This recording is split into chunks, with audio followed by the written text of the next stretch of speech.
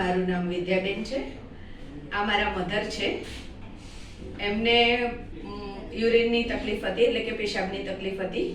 એટલે ડૉક્ટરે અમને એમ કહ્યું હતું કે એમની પેશાબની થેલી છે એનું ઓપરેશન કરવું પડશે.